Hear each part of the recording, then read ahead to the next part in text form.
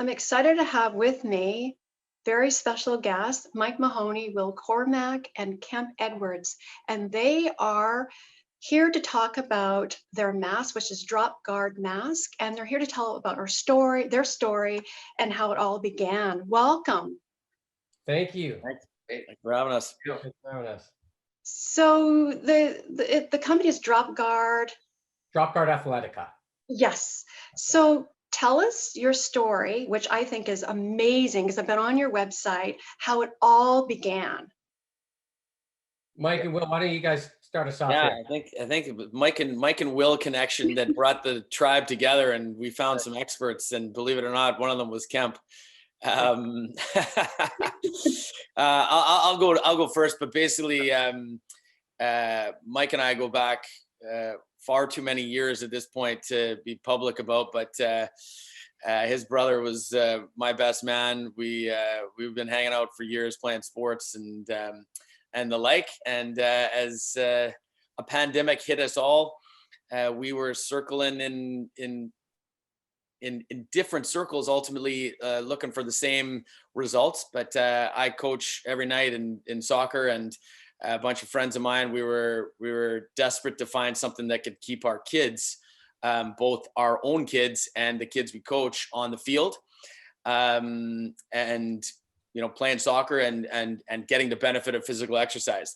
At the same time, Mike was doing the same thing. Had started working with Kemp in some areas, and as we were talking, Mike and I talk almost every day. The penny dropped, and we're like, we got to get all our team together and sit down and talk about how we can solve all our problems, but ultimately solve the problems of having our kids and our families out being active while at the same time safe. That fair to say there, Mike? Yeah, I think I'd add too. In that process, Kemp, Will, and myself all in business, different businesses in Vancouver.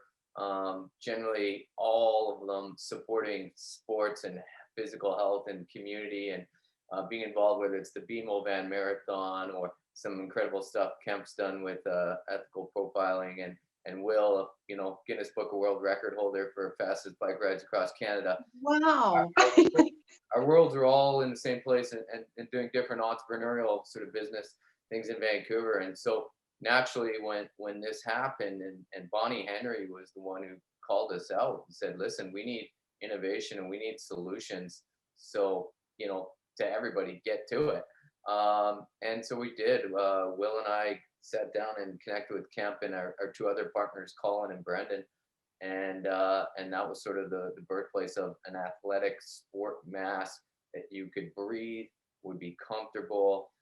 You could get the heart rate up, and check all those boxes as we go. So, what was it, 8 months ago, guys? And yeah, about 8 months ago. It's crazy to think that it's been that long now. I mean, we have the overlay of a shared interest in charity and charitable donations as well. All of our companies give back to charity and in some way, shape, or form. Will's, deeply involved in that, and is our charitable guide through all of this as well. But yeah, we've had sort of mixed, feelings about how to proceed. And as Will said, one of the main things for us was, how do we keep people active? Because we know that mental health and physical health are directly related.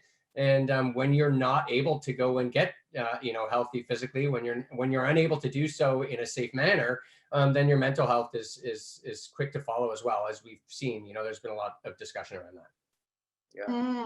I think it's really important to note that Kemp, as vast number of years in this production game, but even with all that experience, we're all in a pandemic, so making masks wasn't something we always did, and it was great to have the experience from all the things he's done through Olympic production, that sort of stuff. But ultimately, our goal was, can we find experts? And it was amazing that we had the ability to be on the field and testing and out there, being the entrepreneurs that we are. But Kemp put us through the ringer as far as production and trying to get us a product that we'd be proud of, and that we could actually solve the problem we were trying to solve. you said it before we even got on here. You've been wearing masks and wearing a couple masks, and our job wasn't to produce something you'd find at the dollar store, but to produce something that you could go, play badminton and play volleyball, play basketball, play soccer, and really just actually be doing your life. So we added some amazing people through Kemp's history, and really something we're actually kind of proud of at this point when it's landed on us and gone, wow, I can't believe we produced this. And one of the principles Will's touching on there too is we always believe that if I'm wearing this mask and you're wearing this mask playing sport, well, we're all that much safer, or if we're on a bus or whatever we're doing. So, we're looking for the provincial leaders now and even federal leaders to come out and say, hey, if you're playing volleyball or badminton or basketball, wear a mask and protect each other and get exercise, physically, mental health, all of those good things, because they all dominoes and they all go in a row. So that's what we're looking for now, is sort of the next step to get this story out, and we know the benefits, and let's help each other. Yes, I mean, sports is so needed, and you are role models. You practice what you preach. And how does it make you feel that you've created this sports mask? Well, I love the idea of having something that we can bring to a different venue. I think part of the hesitancy of the provincial and federal governments and such to mandate masks in sport is because of the breathability issue. They haven't had anything devised yet really until this product that has the technical components of breathability, but also the protection, the two things, trying to balance them together. I've been making masks, with another brand, under ethical profiling. We are one of the largest manufacturers of domestic, sustainable produced masks in Canada right now. We build all the masks for TELUS Corporation and their TELUS Foundation. We've raised over $60,000 for charity, including Make-A-Wish Foundation. We just donated to the Ronald McDonald House. We outfitted the homeless people in the GTA and GVA. So we've done a lot to try and tie this in to just say, okay, listen, we can get this accessible to more people. And, when the boys asked me about doing this for the sport, I'm also a coach. I coach 3 nights a week. It's something that we weren't being mandated to wear at that time, but we are now. And I remember being out the first day with a mask and trying to run around. I'm like, I'm going to pass out. I can't breathe. This does not work. I need something that works. And I'm really happy to have been able to pull together some really top-notch, world-class industrial designers that were able to join our team and just lean on the resources that we have as a domestic sustainable apparel manufacturer. And then the tireless efforts of our team really in redesigning, and I should say the tireless efforts of our kids in having to refit a mask and then refit a mask and then run around and search for the mask. Yeah. My kids hate me now. My kids hate me. I know. It's funny. My daughter just comes upstairs and she's like, okay, go.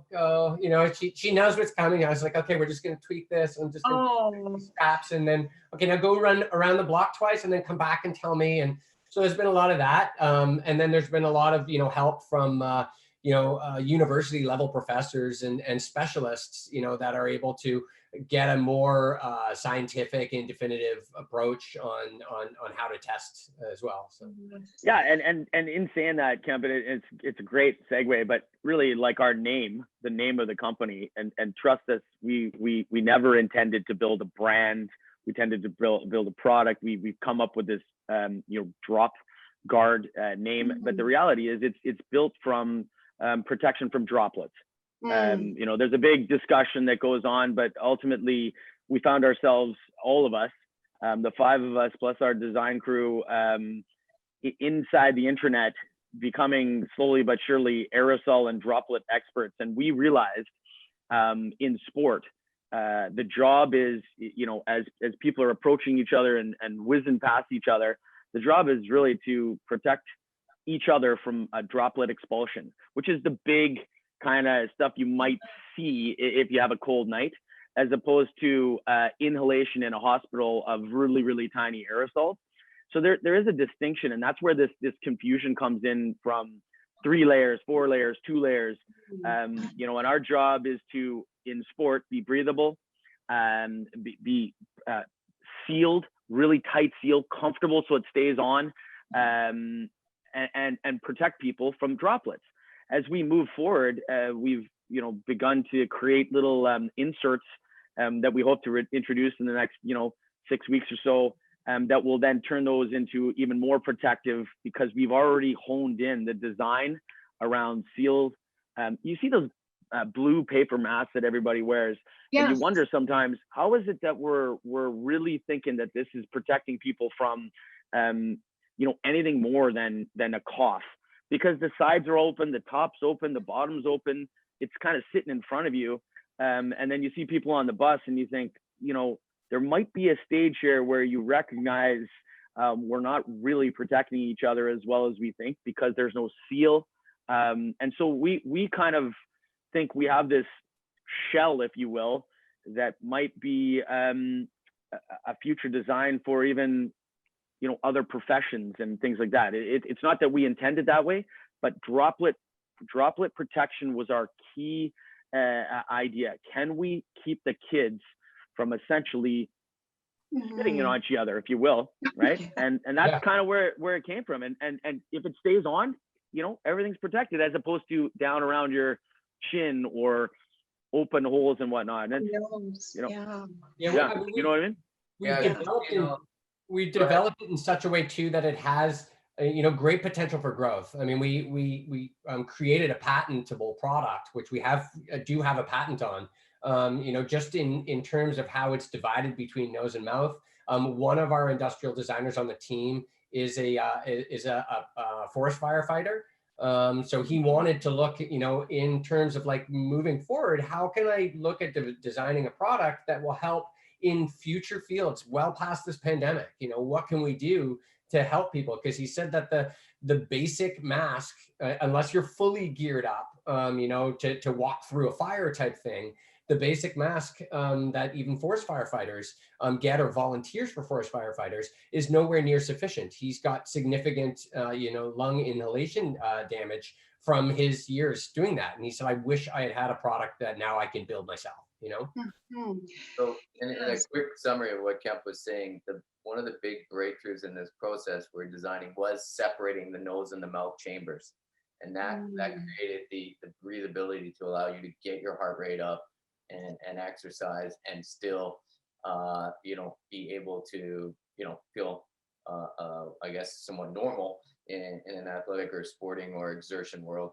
So that was really big. And that's where he mentions the patent on, is separating. It's tough to see here, but this nose and mouth chamber on the mask itself. So wonderful. I mean, when you're running, Christine, for sure. I would love that, because when you're running, you want to be able to breathe, right? Because if you're running hard, or it doesn't even matter, but just having that breathability. But also too, it's like, you want to wear the mask so you feel like there's comfort, you feel secure, you feel safe, you just feel all that. And it's easy, right? It's easy to put on, and you have that safety factor, which is so important. And what has the feedback been like? Really I think, Mike, you should talk about just tripping on the idea. Like, between these two guys, they're massive skiers and snowboarders.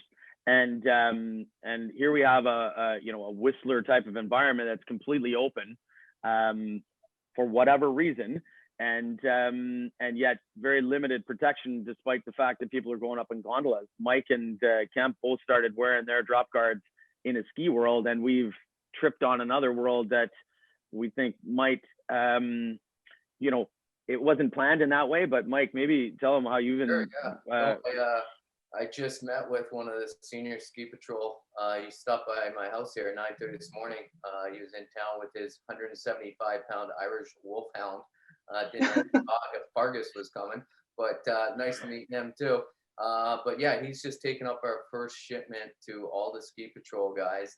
I've been wearing them, Kemp's been wearing them, and what also happens with this separating the piece and the breathability is it creates an anti-fog, which is a huge problem. Even if you're just shopping, and you're a senior and you got your grocery list. And but I think ultimately, you said it a few minutes ago, it's the feeling of safety. When you're wearing this mask, I feel safe. my seal's tight. I can breathe. I can talk on my cell phone if I need to. I don't need to take it off. You almost feel like, and will attest to it, coaching 5 hours of soccer a night. Yeah. It becomes normal. You don't even notice you're wearing it now. When Wow. we started putting on masks, we thought, oh, this was weird, or I don't need to really do this. Maybe this is for everybody else. And it's not. And whatever the new normal is going forward, this will be a part of it for me for sure. And it's styling. Yeah. I mean, really, it's styling, and so it's like you are changing lives, and you're keeping sport, alive, and who is I mean, Dr. Jack Taunton is wearing your mask, and tell us success story. Dr. Taunton, I mean, he's been over the moon excited about it, which is awesome. I mean, I love getting his reports. Here we're talking about, like, one of the leading medical specialists as it relates to sports in Canada, if not the guy, for Canada for sport, from a medical perspective, having been the chief medical officer for multi-Olympics. I already work with NSOs through one of our companies, National Team Collective, which is a division of ethical profiling, which Dropgard is a division of as well. And so I'm used to working in the athletic realm. We've produced programs for 4 different Olympics now, for the FIFA World Cup. So we're used to dealing with athletes and addressing some of their demands or requirements specifically for their sport. And the active people that we've given this piece to, like Kirk McLean, who, ex Canuck, who is still a very, very active guy, like Jada Merritt, who is obviously a captain of the Vancouver Whitecaps and Team USA soccer player, Pablo Melgar, who's now our distributor. He was so impressed with the product that he's agreed to take on a master distributor license for Latin America. He's the ex-Guatemalan national player. So we've got a lot of big name athletes. We've got it being tested by some big groups as well, including Ohio State University, the New York Yankees, the Toronto Raptors. So it's out there with professionals. We've brought Rob Hayer, who owns Shadow Agency, who has now come on to do distribution for us. He looks after all of BC Hockey, the Western Hockey League, lacrosse, all the provincial organizations. So the interest from high level athletes has been incredibly good. And of course, the trickle down for, my kids and your kids sort of out playing, we know that if these elite level athletes are really enjoying the experience, then it's going to be great for the kids who are out there doing their intramural sports as well. Wow. My 11-year-old, who doesn't believe I have a job or do anything, also really likes your Dropgard at this point. And that's a really big win for me, beyond Jada Merritt and all these people. If she actually says, Dad, it's not bad and I'm going to use it, I think that's a testament to every dad out there who also knows that their kid is going to have an opinion. Apparently they come out having an opinion. And mine does endorse the Dropgard mask at this stage and says it still looks okay. So I think you got to take those two levels into account. I'm out there every night, and I got kids that are in Dropguards and kids that are not. And the kids that are in Dropguards are moving freely. They're breathing. They're able to communicate, and they don't recognize it. And I think that's a really big key, is when it becomes a mask is intrusive. Okay, it truly is an intrusive item. We have to put it on our face. We don't like it. We're not saying we're changing the world. Our intention is to keep sport going. But what I will say is when they start to act like it's not intrusive anymore, young people just go about their business. That's when you're starting to see it take flight. And that's when you're starting to see masks become easier to use and more able to be endorsed by adults, like teachers, because a kid doesn't feel like they're going to pass out or they're going to do something crazy and there's nothing to protect. So I think that's the two layers, but we're so far so good, and really happy with the people who have got them, are thankful that they have them. I'll quickly add to that is every coach, every kid's sport I've coached, my number one thing is every parent is, you coach my kid and I'll coach yours, because you're just a dad, and dads don't know anything, right? You're not a good soccer player, baseball player, Mike, or a camp snowboarder, skier. You don't know anything. That 20-year-old over there, you don't know that. Now that's a coach. So Yeah. that's a great point. And sort of going back to Jack, what an unbelievable guy, what an unbelievable legacy. He's out there, doing 15 Ks a day on his poles and wearing his Dropgard mask. And tomorrow we're dropping off another 25 to friends of his through the Rotary clubs, and a lot of next gen people who are just out there walking and getting exercise, and just an unbelievable ambassador for health and sports and wellness and life, and you don't find a better guy than that at all. So yep. Mike touched on the multi-sport aspect of this, which I love as well, is sort of the application across a wide range of sports.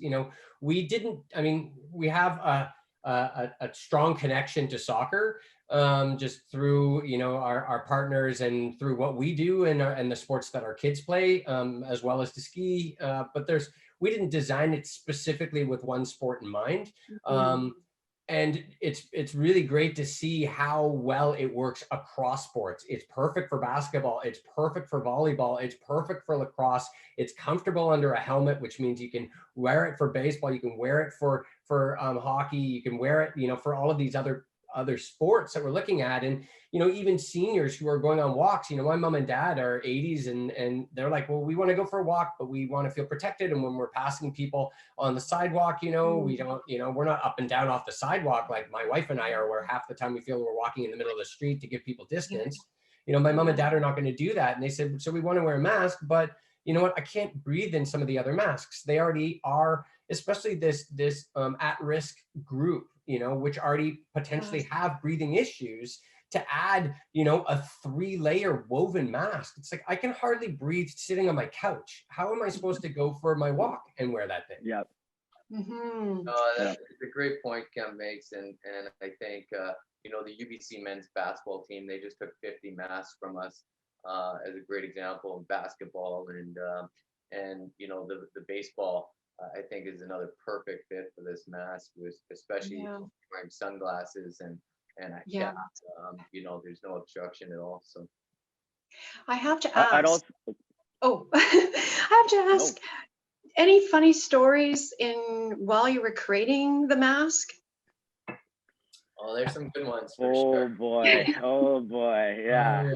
I was gonna just quickly say, we would just like to make a personal suggestion to every U.S. citizen to just put on a freaking mask, because right now your country needs it. So hopefully you get this video at one point down there. Not to be too political here, but please. And then I would say, one of the guys I coach with, who's instrumental in this group, his name's Brendan. And the guy would stay up all night, every night. And we'd get pictures in the morning, the lot of us, on our text, of his laptop bag being cut up, and he'd have these like beaks on and faces.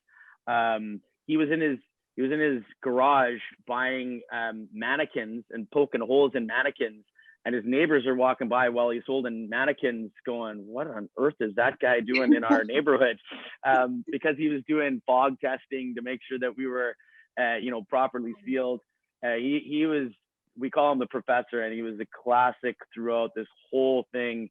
I'd get all these damn samples and have to stick them on my kids who I was coaching that night, because my teams ended up being the majority of some of our youth testing. And they'd be like, what am I putting on my head? And he'd be out with pictures. But he was the most classic as far as making us laugh all day, every day. Through the testing was fantastic. Yeah, we'll have if you look at sort of the history of this mask over time, like you see, sort of the development process, there's some pretty funny ones along the way. Like there's ones that you're like, well, it worked, but oh my gosh, that's weird looking. Like no one's gonna wear it. Yeah. I think as well, it's the story of 5 guys who all have jobs and families and are busy, but found the time to sort of come together to try to solve this problem, and all the you know, there was days where, you know, your phone was just full with this group alone, and you're just like, I can't even get to that yet, you know. Totally. You know, and you know, you get, you know, call one guy and say, hey man, can you just go handle like all of this today? And so I think the groups really played off each other well to, you know, essentially we're just a small startup that came together to solve a problem, and we've now connected and hit with some really great names, great people that, you know, that we all believe in this cause and what we're doing. So we'll see what happens next, but it's been wonderful. one heck of a ride so far. Yeah, hey, Mike is friends. You know, we have friends for 30 years. Introducing a friend, and then because of that relationship, it's hey man, if you trust him, I trust him, and we end up with this group that, you know, normally in business, and Kemp, you can attest from this, doing business all around the world, is like you have a real feeling out period before you really trust someone.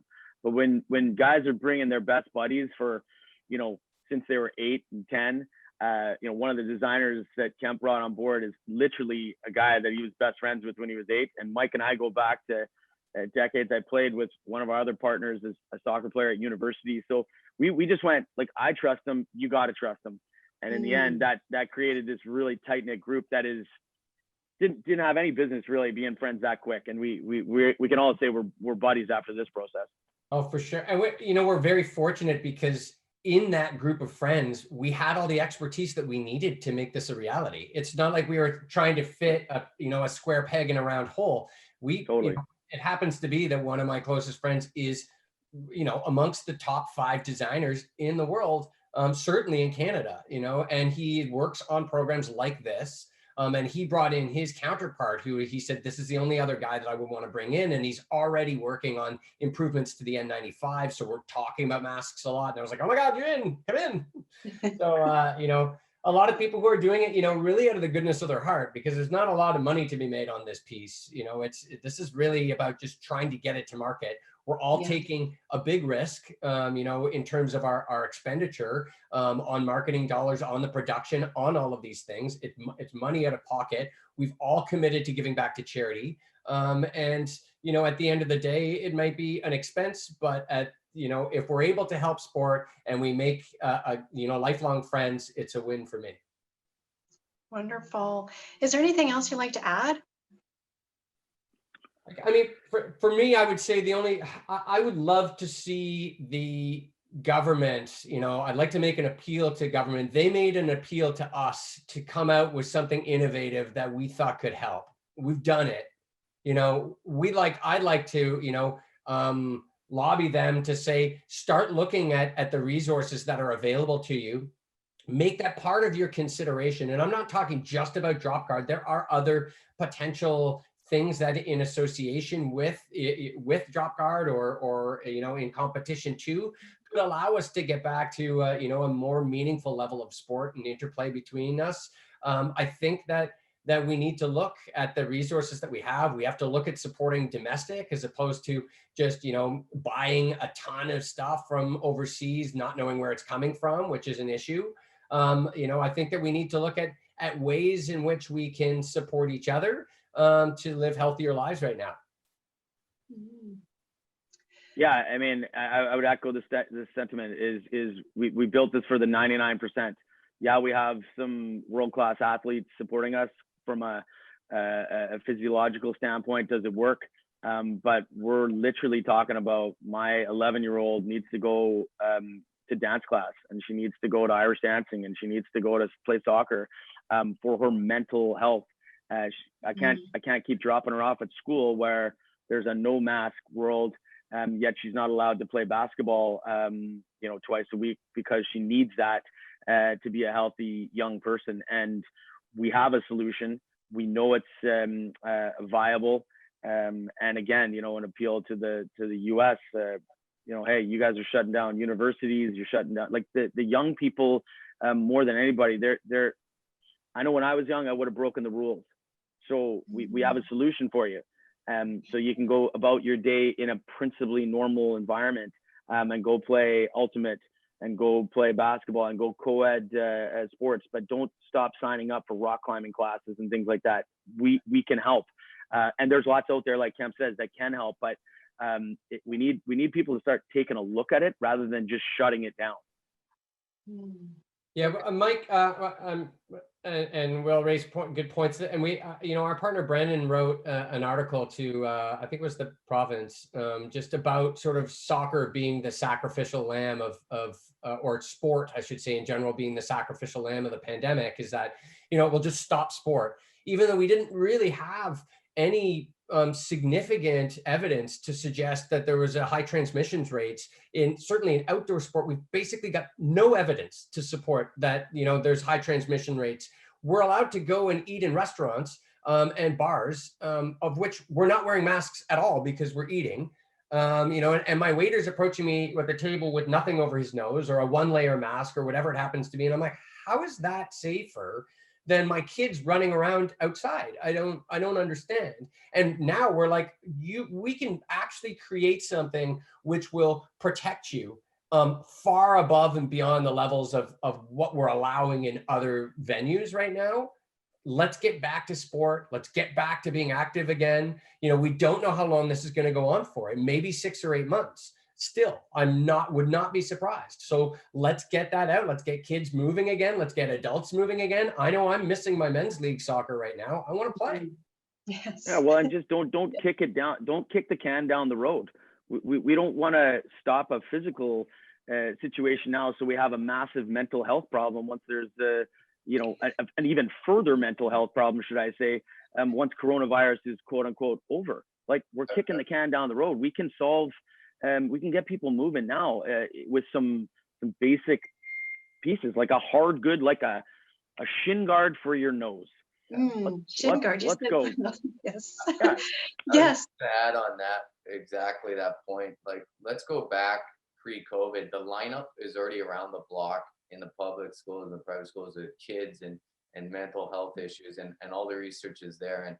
And there was a study I read last week in the UK that years after this pandemic, I mean, it's going to be 1 in 2 people are going to suffer from mental health issues for whatever, financial, whatever it may be. So I don't need any more research to tell me what's coming down the pipe here. To get active, to be healthy, to get outside, to be in nature. For 2 years, I've advised on the Canadian Health and Fitness Institute board with over 35 incredible doctors and scientists and people from, the head of Norway for the Olympics, people like that are all pushing in this direction. And so at this current time and the temperature today, this can help. Don't shut down dance and sports and exercise. It's one thing we need more than ever. And, we've offered the solution. Christine, I love your title, Run With It. I need you to run with it. I'm going to get you one to run with. And get that out there to Bonnie Henry and to everybody else that can start making some decisions to help. I'll be happy to. And if people want more information, where can they go? Well, Dropgard.com for sure is the number one spot. There's a lot of information on that site. There's a lot of testimonials from great people who have been out trying it. We do expect to have national distribution in sporting goods stores quite soon. We're just figuring that out, the finer details. Clubs, happy to have clubs reach out directly to us. We've got club deals so that, an entire soccer club can reach out to us and say, hey, I want to keep everybody safe. How do I do this as a blanket policy? And we'll work with you to make sure that you've got exactly what you need so that you can keep your club or your academy running, or your volleyball team or whatever it happens to be. We're really designed to set up to help those groups. Yeah, for sure. And we're in a few retail stores now in Vancouver. Lady Sport, Rackets and Runners. Rackets and Runners on Oaken 23rd, and Fit First, which is out at 40th in Burnaby. Sports Excellence has just picked us up. Sports Excellence. So we're getting out there and looking forward to chatting more with great people like yourself that giving us your time and helping spread the message. So thank you. Yeah, I'd say one last thing there, Christine, is our YouTube channel. We dedicated to trying to put some of the medical stuff on it as well. You can link from our website, but showing the testing, showing what we're up to, making sure people are aware of what they're looking at. So our job, as we see it, is to be educating on this. and at the same time bringing on people like Dr. Jack Taunton, who have advised us the whole way through, so we can really say honestly, hey, it's a solution that you can use. It's wonderful. And socials? You're on Instagram, Twitter, Instagram, Facebook, LinkedIn for distributors. We're social.